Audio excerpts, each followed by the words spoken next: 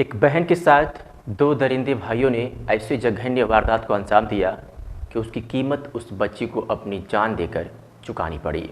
यानी अपनी बहन के साथ रेप और फिर उसकी हालत बिगड़ी और अस्पताल में उसने दम तोड़ दिया। इस मामले का जब बच्ची की दादी ने जब खुलासा किया तो रोंगटे खड़े कर देने वाली वारदात सामने आई। सब कोई हैरान है कि इस तरीके के दरिंदे आज भी हमारे समाज में हैं। नमस्कार, आदाब, सत श्री अकाल। मेरा नाम अरविंद कुमार सिंह है और आज आप सच्ची घटना में सुनेंगे एक कहानी जो जबलपुर शहर से है।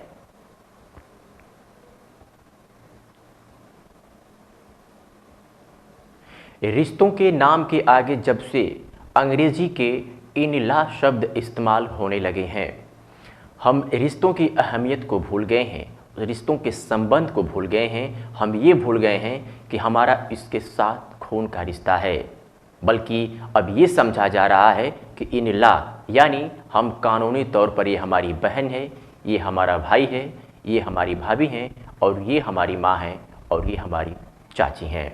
यानी जब से इनला शब्द रिश्तों के नाम के आगे से जुड़े हैं, इस तरह की वारदात आए दिन मीडिया की सुर्खियों में, अखबार के पन्नों में छपना शुरू हो गई है।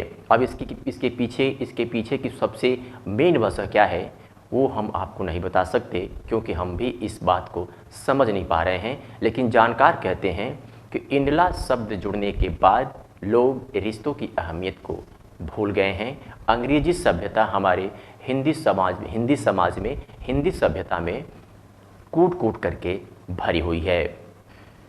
दिल को झकझोर देने वाली ये घटना जबलपुर शहर की है, जहां का एक इलाका पड़ता है रांझी। वहां का एक परिवार मुंबई रहता है और उसका सगा भाई, यानी दो भाई होते हैं, जो एक मुंबई में रहते हैं और एक घर पे जो परिवार रहता है उसके दो लड़के, जिनकी उम्र 21 और 22 वर्ष बताई जा रही है, अपनी दादी के साथ मुंबई जाते हैं अपने चाचा के यहाँ। वहाँ जाने के बाद चाचा की एक लड़की है जिसकी उम्र महज 16 वर्ष है, उसको देख करके इन दोनों सगे भाइयों की नीयत डोल जाती है। कुछ दिन तक वहाँ समय बिताते हैं, लेकिन जब वो घर आने की प्लान उनका बनता है, घर आने का प्लान बनता है, तो ये सोचते हैं कि ये बच्ची यानी ये लड़की किस तरीके से घर चले, किसी तरीके से घर चले, वो कौन सा हथकंडा अपनाया जाए।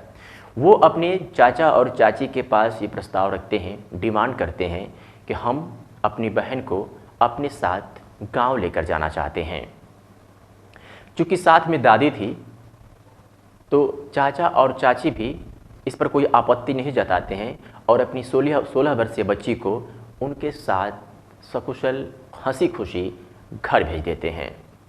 घर आने के बाद इन दोनों सगे भाइयों ने उस बच्ची के साथ लगातार 3 दिन तक बंधक बनाकर कमरे में बलात्कार जैसी वारदात को अंजाम दिया। बारी बारी से इन दोनों सगे भाइयों ने अपनी ही चचेरी बहन का बलात्कार किया। कमरे में जब चीखने की आवाज़ दादी के कानों तक पहुंचती है, तो वो उनका बचाव करने के लिए उनके पास जाती है। बच्चे की हालत चूँकि नाजुक हो चुकी थी, बच्चे की हालत इतनी ख़राब हो चुकी थी कि 16 अगस्त से लेकर के 19 अगस्त तक इन दरिंदों ने उसके साथ दरिंदगी की और उसके बाद उस बच्ची को 19 अगस्त के दिन नज़दीकी हॉस्पिटल में भर्ती कराया गया, जहां पर उसका इलाज शुरू हुआ। लेकिन हालात इतने बिगड़ चुके थे कि उसको बचा पाना डॉक्टरों के लिए असंभव हो गया था। डॉक्टरों ने बचाने की भरपूर कोशिश की, लेकिन बच्ची की हालत जस तस बिगड़ती चली जा रही थी। अचानक ये बात उसके पिता यानी लड़की के पिता को ये बात मालूम चलती है और जैसे ही इस घटना की सूचना परिजनों को मिलती है, मुंबई से वो लोग भी जबलपुर शहर के रांची यानी अपने गांव पहुंचते हैं, उस अस्पताल पहुंचते हैं और उस अस्पताल में अपनी बच्ची से बात करते हैं। अभी उस बच्ची की सांसें चल रही थी। एक ही डिमांड उस बच्चे की थी कि हमारे मम्मी पापा से हमको मिला दो। मम्मी पापा की आने की उम्मीद में शायद यूँ कहा जाए कि वो बच्ची जिंदा थी, तो कहीं गलत नहीं होगा। जैसे उसके पिता अपनी बच्ची के बेड पर पहुंचते हैं तो फपक कर रोने लगती है और अपने पापा से अपने ऊपर हुई दरिंदगी की वो सारी दास्तां बताती है, कहानी सुनाती है। और उसके बाद जैसे ही उसके पापा पूरी कहानी को समझ चुके थे, उसके बाद उनके पैरों तले ज़मीन खिसक गई और अपने ही खून के रिश्तों को वो कोसने लगे कि आखिर हमारे ही भाई के लड़के ने हमारी ही बेटी के साथ जो उसकी बहन लगेगी, इस तरह की वारदात को अंजाम दे दिया। ये कैसे लोग हैं। और बच्ची आप बीती बताने के बाद वो दम तोड़ देती है। यहाँ तक कि उसका अंतिम संस्कार भी कर दिया जाता है, यानी उस बच्ची को कब्र में दफन कर दिया जाता है। घटना सुनने के बाद पुलिस को इस मामले की इत्तला दी जाती है, यानी सूचना दी जाती है।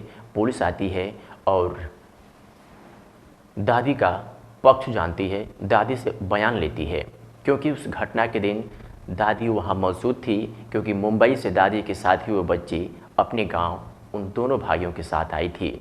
घटना को अंजाम देने के बाद यहाँ आपको बता दें कि वो दोनों भाई फरार चल रहे थे। दादी ने पुलिस के सामने जो बयान दिया उसमें एक और बड़ा खुलासा हुआ, और यहाँ पर तो इंसानियत की सारी हदें पार हो चुकी थी दादी के बयान के सुनने के बाद।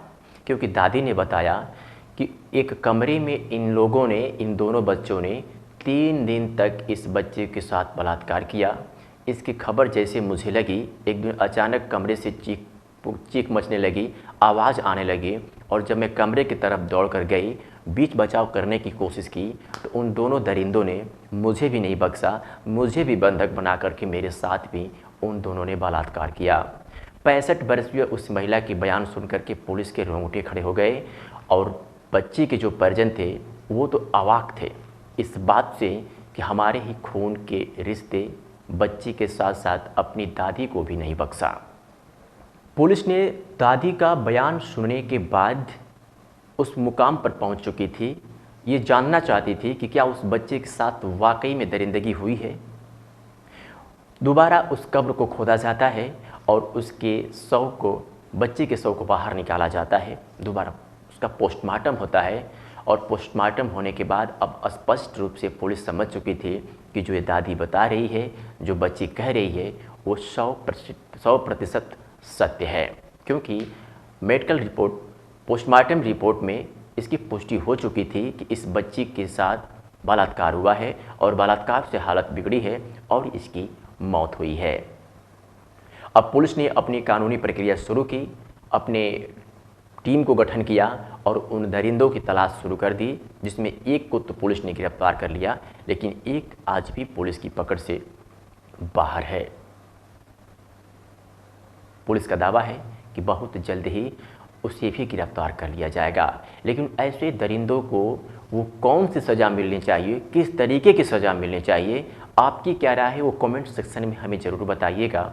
और आप भी ऐसे लोगों से सावधान रहिए, बच के रहिए, क्योंकि ऐसे लोग आपके इर्द गिर्द भी घूम रहे होंगे जिनके माथे पर ये नहीं लिखा होता है कि ये एक इंसान नहीं बल्कि हैवान है।